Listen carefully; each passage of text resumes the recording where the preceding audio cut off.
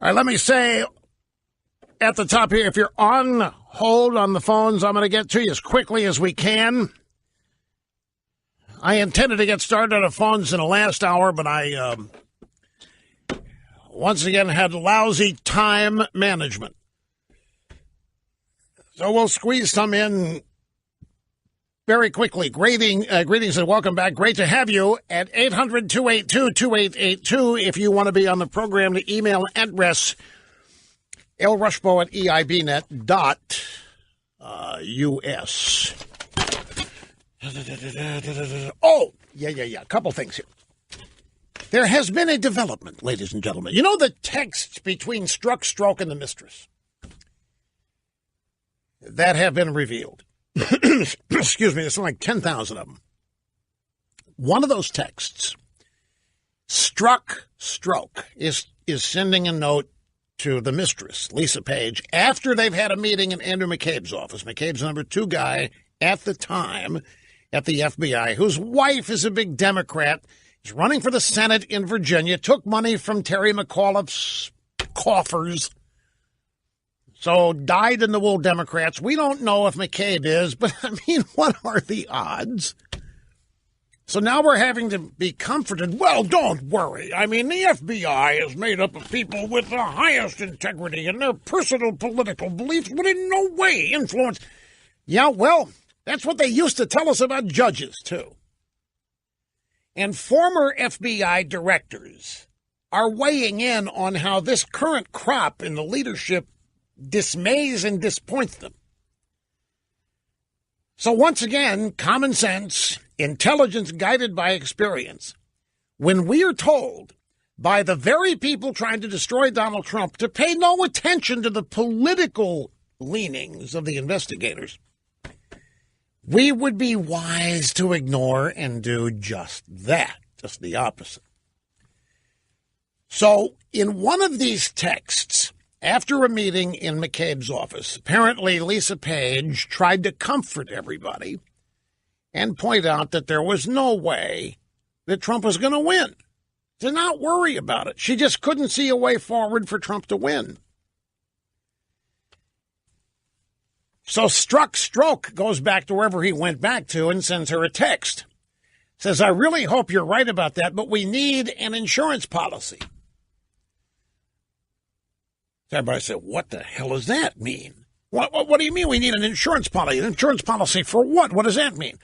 And lo and behold, most people, again using common sense, thought that Strzok was talking about an insurance policy that either prevented Trump from winning or dealing with Trump after he won in such a way as to get rid of him. Since that was the objective, these people didn't want Trump elected. They were giving Hillary Clinton a pass at every turn. They were exonerating her. They were doing a sham investigation of her and then exonerating her. They were hell-bent on her winning, and they were definitely certain she was going to, but this guy wants an insurance policy in case she doesn't.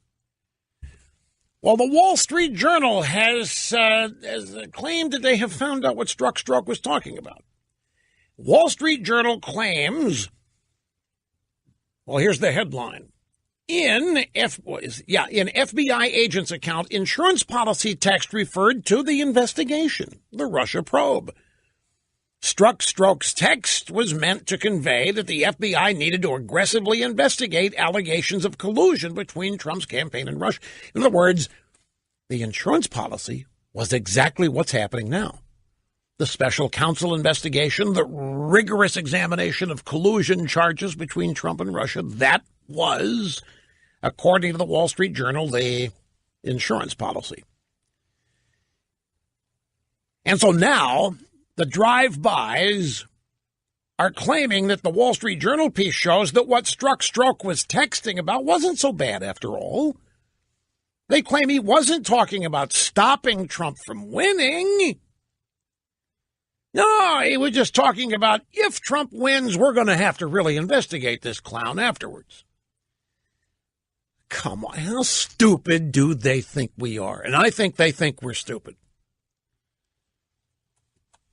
I don't know about you, but people who insult my intelligence, that's one of the biggest pet peeves that I have.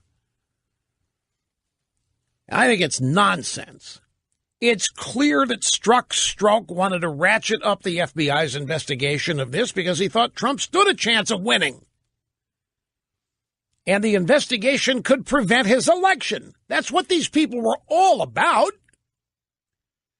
Lisa Page tells them, don't sweat it. I've looked at it. There's no way this guy wins. I've been talking to Nate Silver and the ESPN and everybody else measuring the New York Times. They say he's got no chance. Strzok doesn't want to trust that. Says we need a plan B insurance policy, and the insurance policy is to investigate Trump. I don't believe that. Now, if maybe the plan B has a plan C, and that is to undermine the Trump presidency if they can't stop him from winning. But I think this is, the days, folks, of me buying these drive-by media inside the Beltway Washington establishment explanations that violate what we can plainly see in front of us, that violate our common sense, I'm sorry, they just don't register with me anymore. We are seeing these people everything that's going on now is to drive Trump out of office. Do you notice that Jesse Waters at Fox News got in heap big doo-doo for something that a lot of people have already said? You haven't heard about this? Do you know who Jesse Waters is? Okay, I'm talking to Snerdley and the staff on the other side of the glass, the highly overrated staff. Jesse Waters used to be one of O'Reilly's roving on the street guys to hopefully bring down O'Reilly's aging demographic. You like Jesse. Jesse's a good guy. He's got his own show after O'Reilly left. And now he is one of the headliners on the Fox show at 5 o'clock. And on, I guess it was Saturday, I don't know, he was doing something on Fox on Saturday, and he accused the Mueller investigation of being a coup to get rid of Trump. And Mount Vesuvius descended on poor Jesse. And he's by no means the first, but I guess he may be the first on Fox to say it. But I can't believe Hannity hasn't said it or alluded to it. We've talked about it for weeks that there is a silent coup. Now, I don't know that I have specifically said that the Mueller investigation is the coup. I think this entire effort, I've described it as a silent coup to get rid of Trump. The administrative state, deep state, all this stuff from these mythical sources in and out of government, present and former, leaking to the New York Times and Washington Post, no names ever attached. But when Jesse Waters came out with it, like everybody stopped. You can't say that. That's outrageous. That's the most irresponsible thing that anybody's ever said. But it wasn't the first time it's been said. But something about that utterance of it set them off.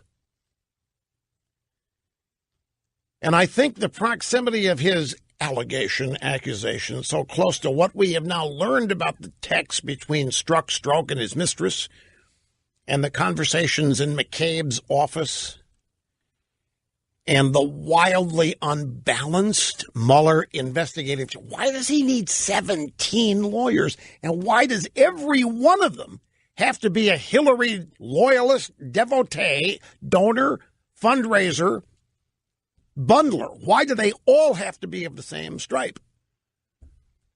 17 lawyers to investigate this? And they all have staff. I mean, that 17 lawyers is just one aspect of it. And after all this time, they haven't found anything that's related to what everybody thinks they're investigating. And so Jesse comes out there and calls it a coup, and you would think that one of the most sacrilegious statements ever about respected members of the establishment has ever been uttered. No, that's not my point. My point is, no.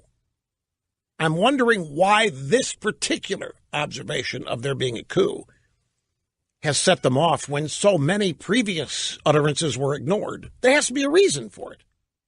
There's always a reason. There's always an explanation. And it's never obvious.